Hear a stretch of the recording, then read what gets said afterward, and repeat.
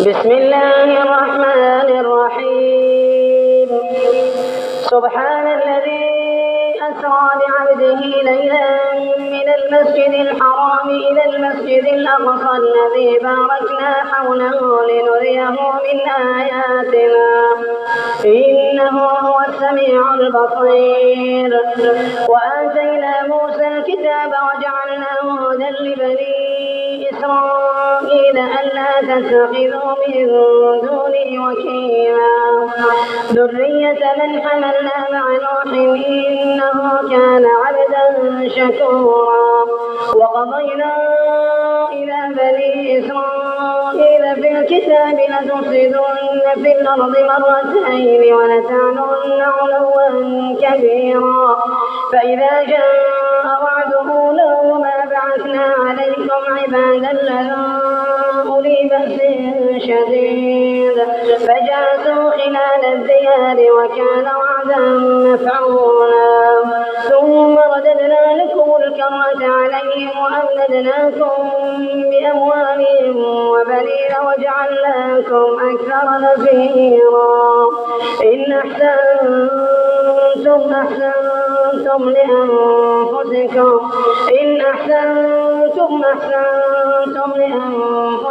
وإن أسأتم فلها. فإذا جاء وعد الآخرة ليسوءوا وجوهكم وليدخلوا المسجد كما دخلوه أول مرة وليتبروا ما علوا تتبيرا. عسى ربكم أن يرحمكم وإن عدتم عدنا وجعلنا جهنم للكافرين حصيرا. إن هذا القرآن يهدي للتي هي أقوم ويبشر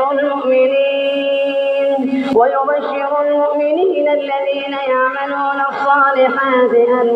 لهم أجرا كبيرا وأن الذين لا يؤمنون بالآخرة أعتدنا لهم عذابا أليما.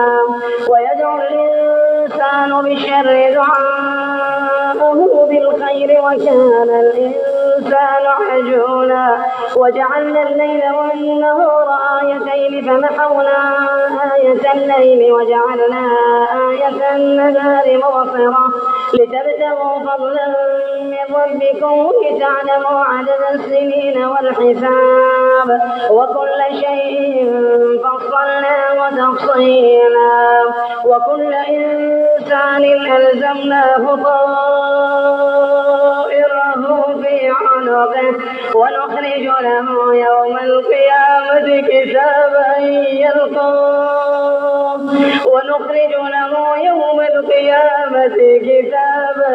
يلقاه منشورا. اقرأ كتابك كفى بنفسك اليوم عليك حسيبا. وكل إنسان ألزمناه طائره في عنقه ونخرج له يوم القيامة كتابا يلقاه منشورا. اقرأ كتابك كفى بنفسك اليوم عليك حسيبا. اقرأ كتابك كفى بنفسك اليوم عليك حسيبا. من اهتدى فإنما يهتدي لنفسه ومن ضل فإنما يضل عليها ولا تزر وازرة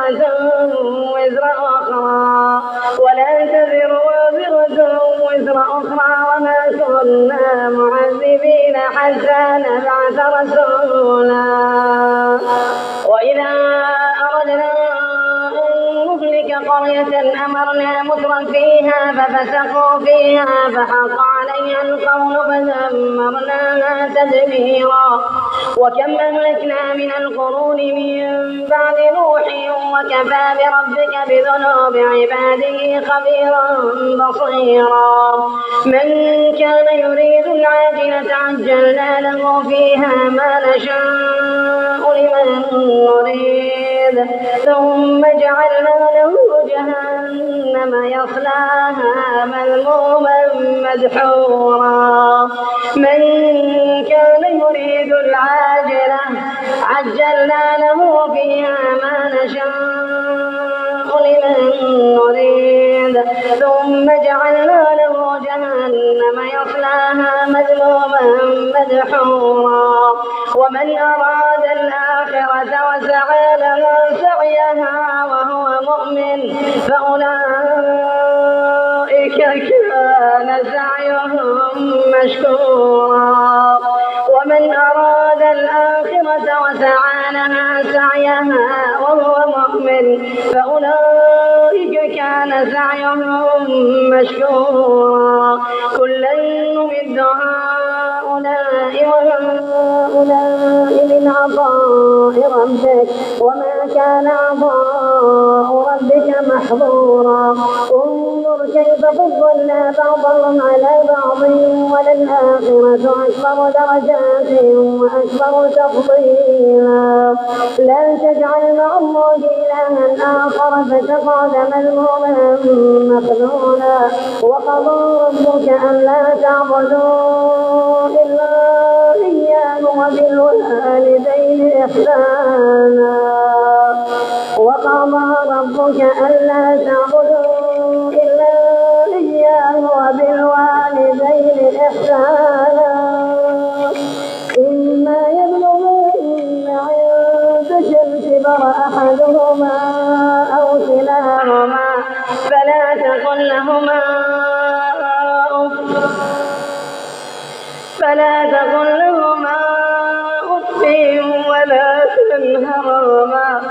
ولا تنهرهما وقل لهما قولا كريما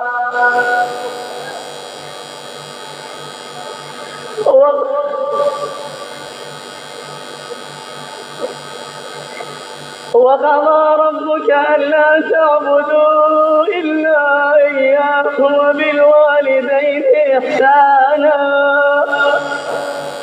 إما يبلغن عندك الكبر أحدهما أو كلاهما فلا تقل لهما ولا تنهرهما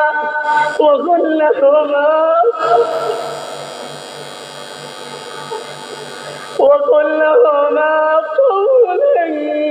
كريما واخفض لهما جناح الذل من الرحمة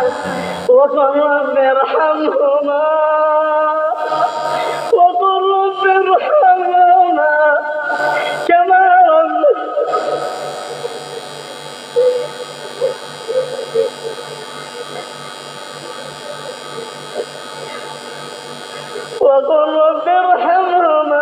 كما ربياني صغيرا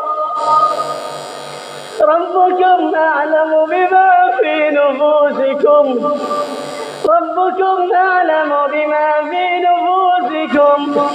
إن تكونوا صالحين فإنه كان للأوابين غفورا وآت ذا القربى حقه والمسكين وابن السبيل ولا تبذر تبذيرا إن المبذرين كانوا إخوان الشياطين وكان الشيطان لربه كفورا وإما تعرضن عنهم ابتغاء رحمة من ربك ترجوها فقل لهم قولا ميسورا ولا تجعل يدك مغلولة إلى عنقك ولا تبسطها كل البسط فتقعد ملوما محسورا إن ربك يبسط الرزق لمن يشاء ويقدر إنه كان بعباده خبيرا بصيرا ولا تقتلوا أولادكم خشية إملاق نحن نرزقهم وإياكم إن قتلهم كان خطأ كبيرا ولا تقربوا الزنا إنه كان فاحشة ولا تقربوا الزنا إنه كان فاحشة وساء سبيلا ولا تقتلوا النفس التي حرم الله إلا بالحق ومن قتل مظلوما فقد جعلنا لوليه سلطانا فلا يسرف في القتل إنه كان منصورا ولا تقربوا مال اليتيم إلا بالتي هي أحسن حتى يبلغ أشده وأوفوا بالعهد إن العهد كان مسؤولا وأوفوا الكيل إذا كلتم وزنوا بالقسطاس المستقيم ذلك خير وأحسن تأويلا ولا تقف ما ليس لك به علم إن السمع والبصر والفؤاد كل أولئك كان عنه مسؤولا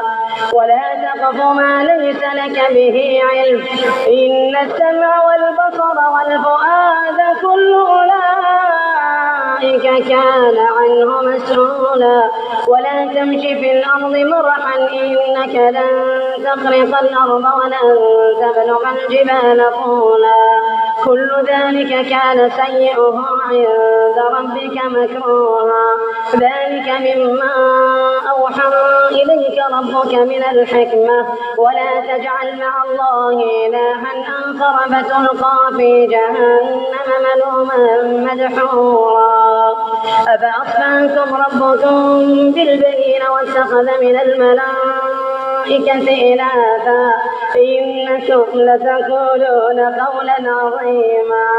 ولقد صرفنا في هذا القرآن ليذكروا وما يزيدهم إلا نفورا قل لو كان معه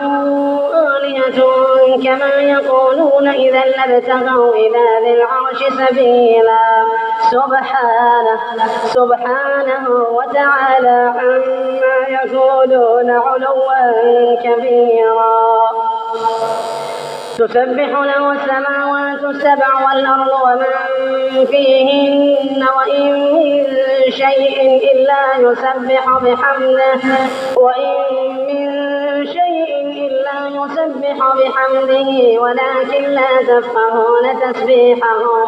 ولكن لا تفقهون تسبيحهم إنه كان حليما غفورا وإذا قرأت القرآن جعلنا بينك وبين الذين لا يؤمنون بالآخرة حجابا مستورا وجعلنا على قلوبهم أكنة أن يفقهوا وفي آذانهم وقرا وإذا ذكرت ربك في القرآن وحده ولوا على أدبارهم نفورا نحن أعلم بما يستمعون به إذ يستمعون إليك وإذ هم نجوى إذ يقول الظالمون إن تتبعون إلا رجلا مسحورا انظر كيف ضربوا لك الأمثال فضلوا فلا يستطيعون سبيلا وقالوا إذا كنا عظاما ورفاتا أئنا لمبعوثون خلقا جديدا قل كونوا حجارة أو حديدا أو خلقا مما يكفر في صدوركم فسيقولون من يعيدنا قل الذي فطركم أول مرة فسينغضون إليك رؤوسهم ويقولون متاه وقل عسى أن يكون قريبا يوم يدعوكم فتستجيبون بحمده وتظنون إن لبثتم إلا قليلا وقل لعبادي يقولوا التي هي أحسن إن الشيطان ينزغ بينهم إن الشيطان كان للإنسان عدوا مبينا ربكم أعلم بكم إن يشاء يرحمكم أو إن يشاء يعذبكم وما أرسلناك عليهم وكيلا وربك أعلم بمن في السماوات والأرض ولقد فضلنا بعض النبيين على بعض وآتينا داود زبورا قل ادعوا الذين زعمتم من دونه فلا يملكون كشف الضر عنكم ولا تحويلا أولئك الذين يدعون يبتغون إلى ربهم الوسيلة أيهم أقرب ويرجون رحمته ويخافون عذابه إن عذاب ربك كان محذورا وإن من قرية إلا نحن مهلكوها قبل يوم القيامة أو معذبوها عذابا شديدا كان ذلك في الكتاب مسطورا وما منعنا أن نرسل بالآيات إلا أن كذب بها الأولون وآتينا ثمود الناقة مبصرة فظلموا بها وما نرسل بالآيات إلا تخويفا وإذ قلنا لك إن ربك أحاط بالناس وما جعلنا الرؤيا التي أريناك إلا فتنة للناس والشجرة الملعونة في القرآن ونخوفهم فما يزيدهم إلا طغيانا كبيرا وإذ قلنا للملائكة اسجدوا لآدم فسجدوا إلا إبليس قال أسجد لمن خلقت طينا قال أرأيتك هذا الذي كرمت علي لئن أخرتني إلى يوم القيامة لأحتركن ذريته إلا قليلا قال اذهب فمن تبعك منهم فإن جهنم جزاؤكم جزاء موفورا واستفزز من استطعت منهم بصوتك وأجلب عليهم بخيلك ورجلك وشاركهم في الأموال والأولاد وعدهم وما يعدهم الشيطان إلا غرورا إن عبادي ليس لك عليهم سلطان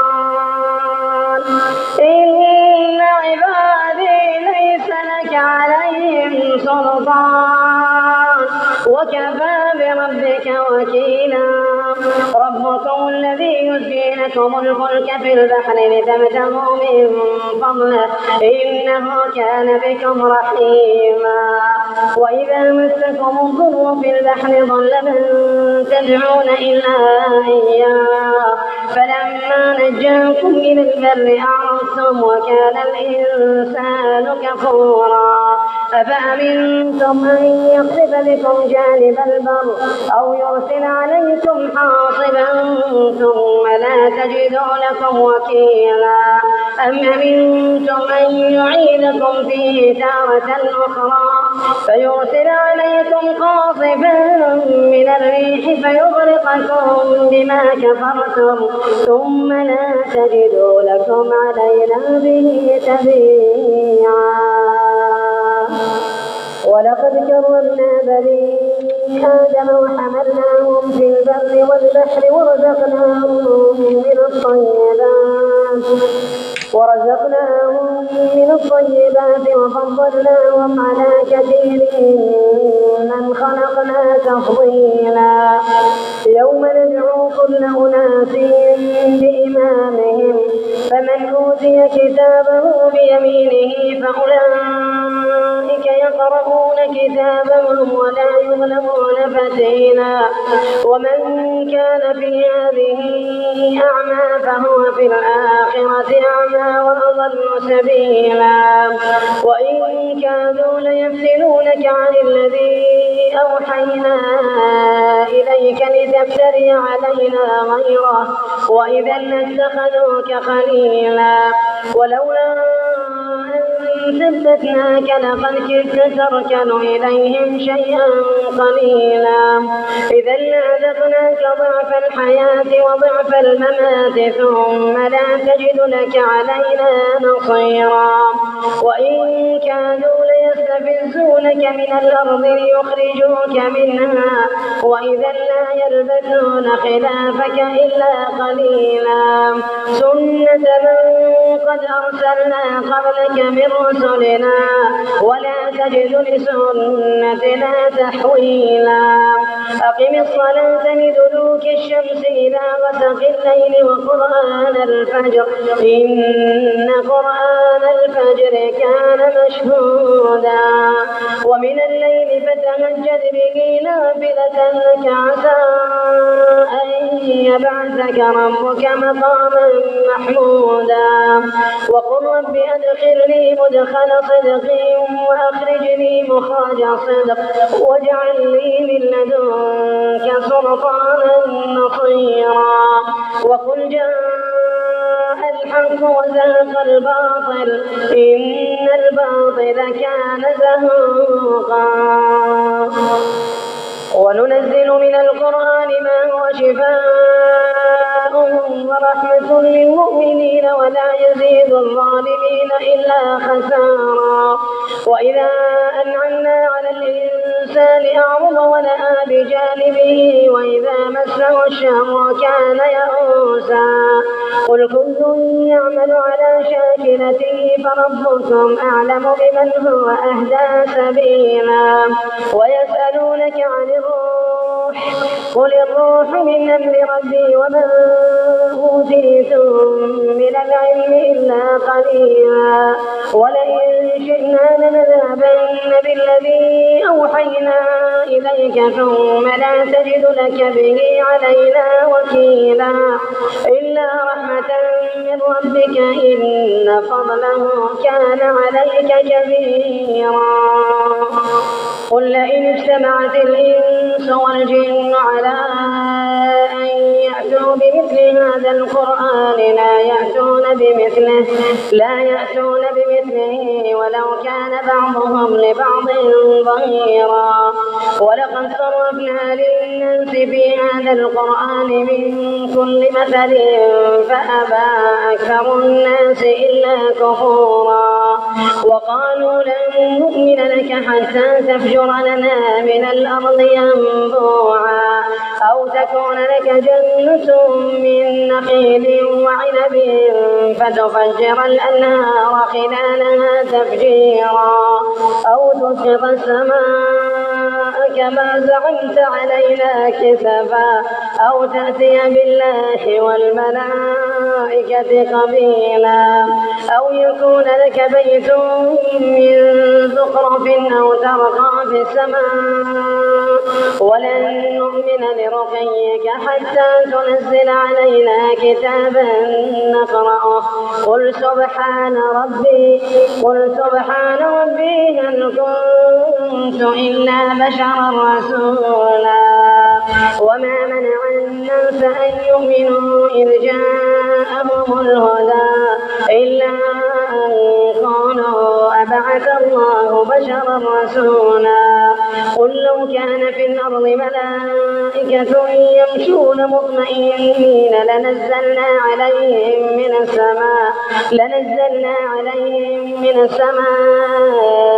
ملكا رسولا قل كفى بالله شهيدا بيني وبينكم إنه كان بعباده خبيرا بصيرا ومن يهد الله فهو المهتد ومن يضلل فلن تجد لهم أولياء من دونه ومن يهد الله فهو المهتد ومن يضلل فلن تجد لهم أولياء من دونه ونحشرهم يوم القيامة على وجوههم عميا وبكما وصما ونحشرهم يوم القيامة على وجوههم عميا وبكما وصما مأواهم جهنم مأواهم جهنم كلما خبت زدناهم سعيرا ذلك جزاؤهم بأنهم كفروا بآياتنا وقالوا أئذا كنا عظاما ورفاتا أئنا لمبعوثون خلقا جديدا أولم يروا أن الله الذي خلق السماوات والأرض قادر على أن يخلق مثلهم وجعل لهم أجلا لا ريب فيه فأبى الظالمون إلا كفورا قل لو أنتم تملكون خزائن رحمة ربي إذا لأمسكتم خشية الإنفاق وكان الإنسان قتورا ولقد آتينا موسى 9 آيات بينات فاسأل بني إسرائيل إذ جاءهم فقال له فرعون إني لأظنك يا موسى مسحورا قال لقد علمت ما أنزل هؤلاء إلا رب السماوات والأرض وإني لأظنك يا فرعون مثبورا فأراد أن يستفزهم من الأرض فأغرقناه ومن معه جميعا وقلنا من بعده لبني إسرائيل اسكنوا الأرض فإذا جاء وعد الآخرة جئنا بكم لفيفا وبالحق أنزلناه وبالحق نزل وما أرسلناك إلا مبشرا ونذيرا وقرآنا فرقناه لتقرأه على الناس على مكث ونزلناه تنزيلا قل آمنوا به أو لا تؤمنوا إن الذين أوتوا العلم من قبله إذا يتلى عليهم يخرون للأذقان سجدا ويقولون سبحان ربنا إن كان وعد ربنا لمفعولا ويخرون للأذقان يبكون ويزيدهم خشوعا قل ادعوا الله أو ادعوا الرحمن أيما تدعوا فله الأسماء الحسنى ولا تجهر بصلاتك ولا تخافت بها وابتغ بين ذلك سبيلا وقل الحمد لله الذي لم يتخذ ولدا ولم يكن له شريك في الملك ولم يكن له ولي من الذل وكبره تكبيرا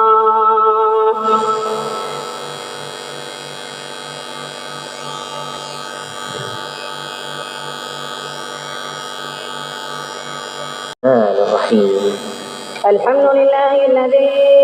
أنزل على عبده الكتاب ولم يجعل له عوجا قيما لينذر بأسا شديدا من لدنه ويبشر المؤمنين الذين يعملون الصالحات أن لهم أجرا حسنا ماكثين فيه أبدا وينذر الذين قالوا اتخذ الله ولدا ما لهم به من علم ولا لآبائهم كبرت كلمة تخرج من أفواههم إن يقولون إلا كذبا فلعلك باقع نفسك على آثارهم إن لم يؤمنوا بهذا الحديث أسفا إنا جعلنا ما على الأرض زينة لها لنبلوهم أيهم أحسن عملا وإنا لجاعلون ما عليها صعيدا جرزا أم حسبت أن أصحاب الكهف والرقيم كانوا من آياتنا عجبا إذ أوى الفتية إلى الكهف فقالوا ربنا آتنا من لدنك رحمة وهيئ لنا من أمرنا رشدا فضربنا على آذانهم في الكهف سنين عددا ثم بعثناهم لنعلم أي الحزبين أحصى لما لبثوا أبدا نحن نقص عليك نبأهم بالحق إنهم فتية آمنوا بربهم وزدناهم هدى وربطنا على قلوبهم إذ قاموا فقالوا ربنا رب السماوات والأرض لن ندعو من دونه إلها لقد قلنا إذا شططا هؤلاء قوم اتخذوا من دونه آلهة لولا يأتون عليهم بسلطان بين فمن أظلم ممن افترى على الله كذبا وإذ اعتزلتموهم وما يعبدون إلا الله فأووا إلى الكهف ينشر لكم ربكم من رحمته ويهيئ لكم من أمركم مرفقا وترى الشمس إذا طلعت تزاور عن كهفهم ذات اليمين وإذا غربت تقرضهم ذات الشمال وهم في فجوة منه ذلك من آيات الله من يهد الله فهو المهتدي ومن يضلل فلن تجد له وليا مرشدا وتحسبهم أيقاظا وهم رقود ونقلبهم ذات اليمين وذات الشمال وكلبهم باسط ذراعيه بالوصيد لو اطلعت عليهم لوليت منهم فرارا ولملئت منهم رعبا وكذلك بعثناهم ليتساءلوا بينهم قال قائل منهم كم لبثتم قالوا لبثنا يوما أو بعض يوم قالوا ربكم أعلم بما لبثتم فابعثوا أحدكم بورقكم هذه إلى المدينة فلينظر أيها أزكى طعاما فليأتكم برزق منه وليتلطف ولا يشعرن بكم أحدا إنهم إن يظهروا عليكم يرجموكم أو يعيدوكم في ملتهم ولن تفلحوا إذا أبدا وكذلك أعثرنا عليهم ليعلموا أن وعد الله حق وأن الساعة لا ريب فيها إذ يتنازعون بينهم أمرهم فقالوا ابنوا عليهم بنيانا ربهم أعلم بهم قال الذين غلبوا على أمرهم لنتخذن عليهم مسجدا سيقولون ثلاثة رابعهم كلبهم ويقولون خمسة سادسهم كلبهم رجما بالغيب ويقولون سبعة وثامنهم كلبهم قل ربي أعلم بعدتهم ما يعلمهم إلا قليل فلا تمار فيهم إلا مراء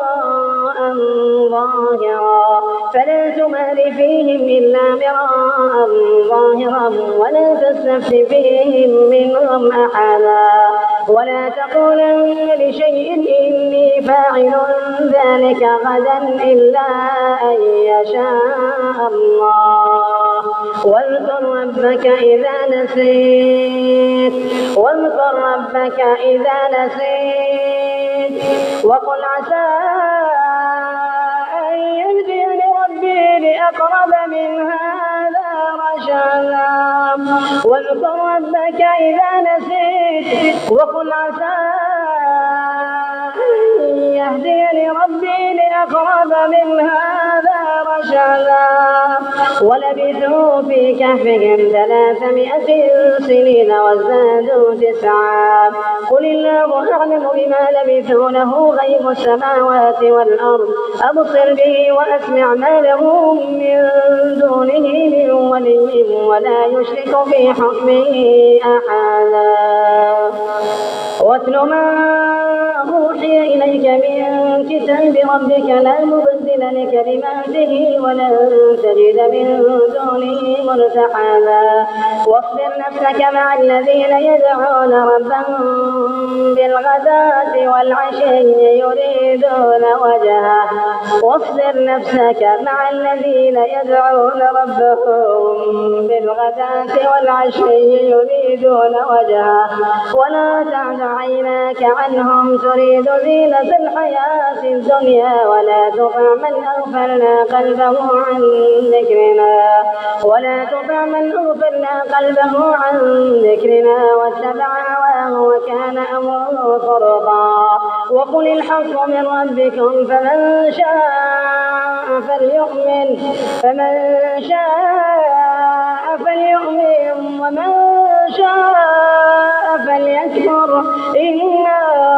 أعتدنا للظالمين نارا أحاط بهم سرادقها وإن يستغيثوا يغاثوا بماء كالمهل يشوي الوجوه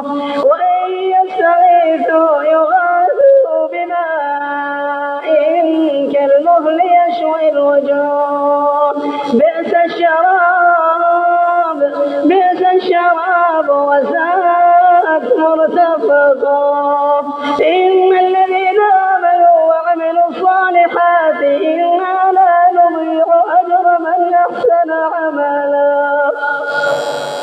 أولئك لهم جنات عدن تجري من تحتهم الأنهار يحلون فيها من أساور من ذهب ويلبسون ثيابا خضرا من سندس واستبرق متكئين فيها على الأرائك نعم الثواب وحسنت مرتفقا واضرب لهم مثل رجلين جعلنا لأحدهما جنتين من أعناب وحففناهما بنخل وجعلنا بينهما زرعا كلتا الجنتين آتت أكلها ولم تظلم منه شيئا وفجرنا خلالهما نهرا وكان له ثمر فقال لصاحبه وهو يحاوره أنا أكثر منك مالا وأعز نفرا ودخل جنته وهو ظالم لنفسه قال ما أظن أن تبيد هذه أبدا وما أظن الساعة قائمة ولئن رددت إلى ربي لأجدن خيرا منها منقلبا قال له صاحبه وهو يحاوره أكفرت بالذي خلقك من تراب ثم من نطفة ثم سواك رجلا لكن هو الله ربي ولا أشرك بربي أحدا ولولا إذ دخلت جنتك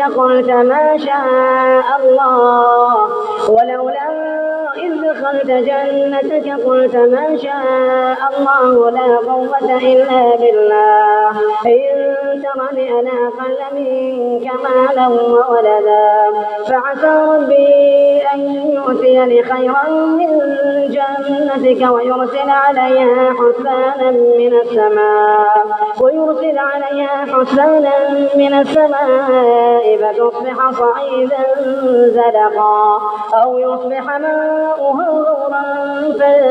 تستطيع له طلبا وأحيط بثمره فأصبح يقلب كفيه على ما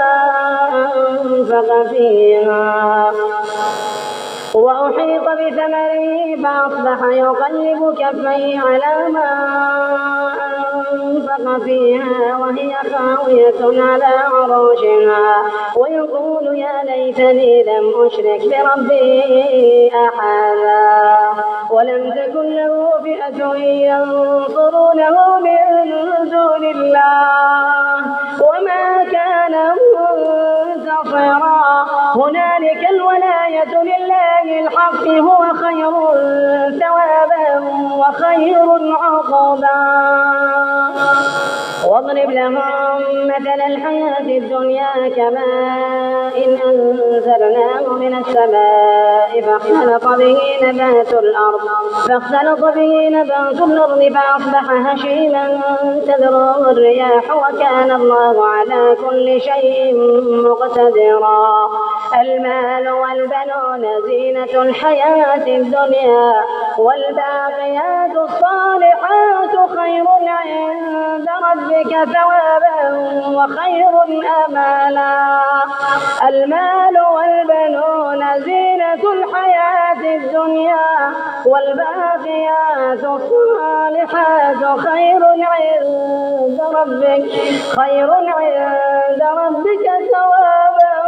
وخير آمالا. ويوم نسير الجبال وترى الأرض بارزة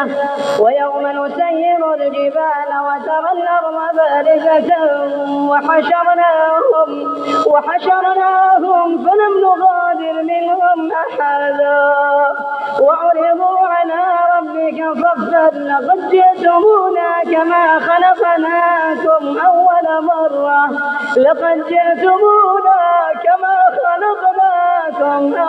مرة بل زعمتم أن لن نجعل لكم موعدا. ووضع الكتاب فترى المجرمين مشفقين مما فيه ويقولون يا ويلتنا ما لهذا الكتاب لا يغادر صغيرة ولا كبيرة إلا أحصاها ووجدوا ما عملوا حاضرا ولا يظلم ربك أحدا. وإذ قلنا للملائكة اسجدوا لآدم فسجدوا إلا إبليس كان من الجن ففسق عن أمر ربه أفتتخذونه وذريته أولياء من دوني وهم لكم عدو بئس للظالمين بدلا. ما أشهدتم خلق السماوات والأرض ولا خلق أنفسهم وما كنت متخذ المضلين عضدا. ويوم يقول نادوا شركائي الذين زعمتم فدعوهم فلم يستجيبوا لهم وجعلنا بينهم موبقا. ورأى المجرمون النار فظنوا أنهم مواقعوها ولم يجدوا عنها مصرفا. ولقد صرفنا في هذا القرآن للناس من كل مثل وكان الإنسان أكثر شيء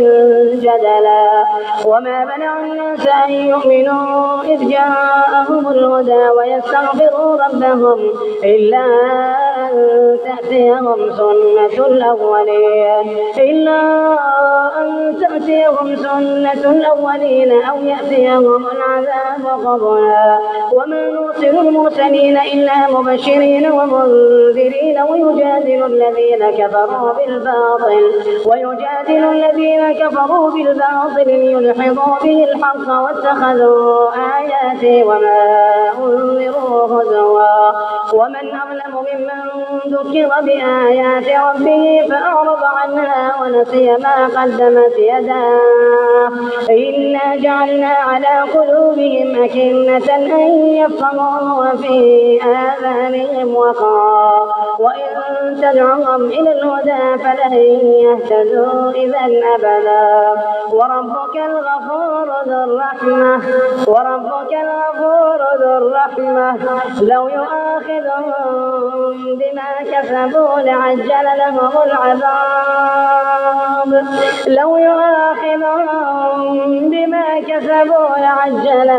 العذاب بل لهم موعد لن يجدوا من دونه موئلا. وتلك القرى أهلكناهم لما ظلموا وجعلنا لمهلكهم موعدا. وإذ قال موسى لفتاه لا أبرح حتى أبلغ مجمع البحرين أو أمضي حقبا فلما بلغا مجمع بينهما نسيا حوتهما فاتخذ سبيله في البحر سربا فلما جاوزا قال لفتاه آتنا غداءنا لقد لقينا من سفرنا هذا نصبا قال أرأيت إذ أوينا إلى الصخرة فإني نسيت الحوت وما أنسانيه إلا الشيطان أن أذكره واتخذ سبيله في البحر عجبا قال ذلك ما كنا نبغي فارتدا على آثارهما قصصا فوجدا عبدا من عبادنا آتيناه رحمة من عندنا وعلمناه من لدنا علما قال له موسى هل أتبعك على أن تعلمني مما علمت رشدا قال إنك لن تستطيع معي صبرا وكيف تصبر على ما لم تحط به خبرا قال ستجدني إن شاء الله صابرا ولا أعصي لك أمرا قال فإن اتبعتني فلا تسألني عن شيء حتى أحدث لك منه ذكرا فانطلقا حتى إذا ركبا بالسفينة خرقها قال أخرقتها لتغرق أهلها لقد جئت شيئا إمرا قال ألم أقل إنك لن تستطيع معي صبرا قال لا تؤاخذني بما نسيت ولا ترهقني من أمري عسرا فانطلقا حتى إذا لقيا غلاما فقتله قال أقتلت نفسا زكية بغير نفس لقد جئت شيئا نكرا